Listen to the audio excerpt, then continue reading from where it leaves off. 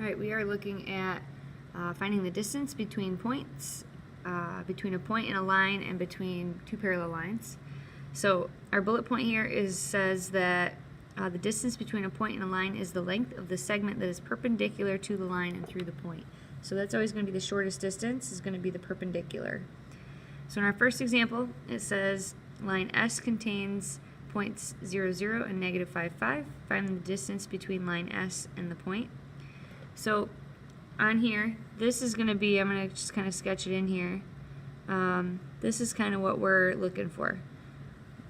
This is going to be the shortest distance. This is going to be the perpendicular. Now I can estimate that that's going to be the point on there, but they won't always turn out that nice, so let's go through the process on how to find this.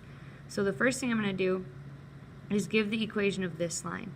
Now if you're given the graph, you can really just kind of count squares and figure it out, but if you're not given the graph, I would do my slope formula and then use that to write the equation. So if I do y2 minus y1 over x2 minus x1, oops, this should be 5 over negative 5, which would be negative 1. And then I'll do method 1 on this one. So just like we practiced before, there's my m. I can pick one of the points to put in there, so 0, 0 is pretty easy. So I have 0 equals b. So my b value, my y-intercept, is 0. So this is the line y equals negative x, and that's it. So there's one line. Now my other line that I kind of sketched in here, it's perpendicular to this line. So if the slope of this is negative 1, my perpendicular slope, opposite sign and reciprocal, is going to be positive 1, because the reciprocal of 1 is just 1. So now I'm going to do the same thing. I'll do method 2 on this one, so we can practice both. So I'm going to substitute this stuff in, and now I'm going to use this point because I know it goes through there. So my slope is 1, my x value is 1, and my y value is 5. So I would add 5 to both sides and get y equals x plus 4. So I have that equation.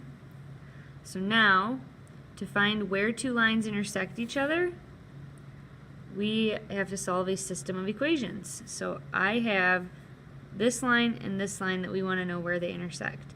So I have y equals negative x and y equals x plus 4. And when you're solving systems, since these are both equal to y, we can set them equal to each other. That's substitution. So here I would subtract x from both sides and get negative 2x. Divide both sides by negative 2. And then if I substitute that back in up here, negative negative 2 would be positive 2.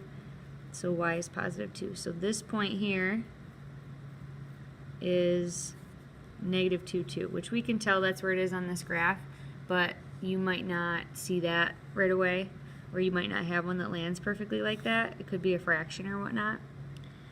So now the last step is find the distance between these two. So now I have this point and the new point that we found, and I'm going to use my distance formula on those. So x1, x2 squared, and y1 minus y2 squared. So this would be 9 and 9.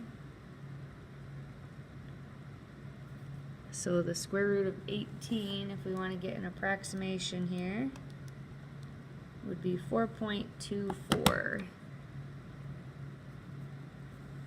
So we're saying that those are about 4.24 units apart from each other. Okay, example 2. Similar process, so we'll go through it again. So find the distance between parallel lines A and B with these equations. So this is line A, and this is line B. So the first thing I would do is get a sketch of what we have going on here. So the first line has a y-intercept of 3 and a slope of 2. so it's going to look like that. My second line has a y-intercept of -1 and a slope of 2, so it's going to look like that. And then the perpendicular is going to run through like this. So we could guess where this is, but we really shouldn't. We should figure out where it actually will be on here. So what I'm going to do is, first we have to find, since we already have the equations of both of those lines, we're going to find the equation of my new line that I just drew here. I'm going to call that P. So my original slope, the slope of both of these lines, is 2. So the slope of any line perpendicular to that is going to be -1/2. So this is what I'm using for my slope of P. And I know I can look here because I drew it through this point. P is going to intersect this point here. You could use this one up here too. Either of the y-intercepts are just nice points to use. So this is 0, -1. So when I see that it's running through there, I know my slope and I know my y-intercept. So I can write the equation for P as -1/2 x minus 1. Now we need to find this spot over here. So in order to do that, I need to find out where line P intersects, this was line A. So I'm going to do a system of equations again. So I now have this equation and my A equation, which is y equals 2x plus 3.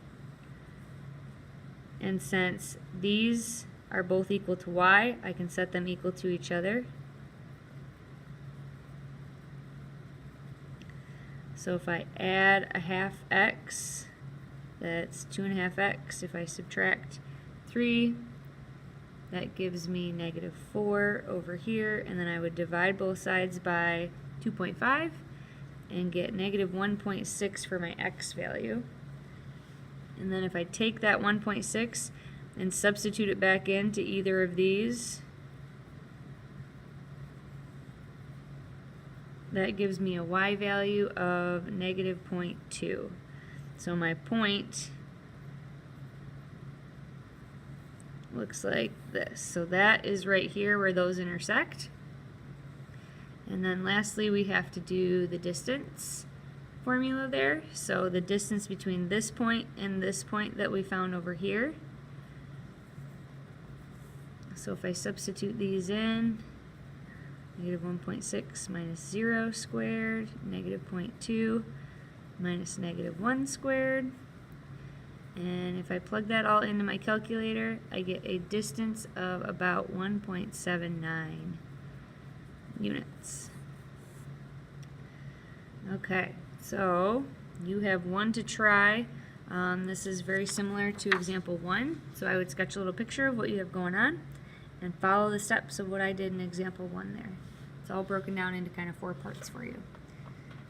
And lastly, your joke of the day. What kind of shoes do frogs wear? They wear open-toed shoes. I think that's a pretty good one. Okay, hope you have a lovely day, and make sure you're kind to someone today.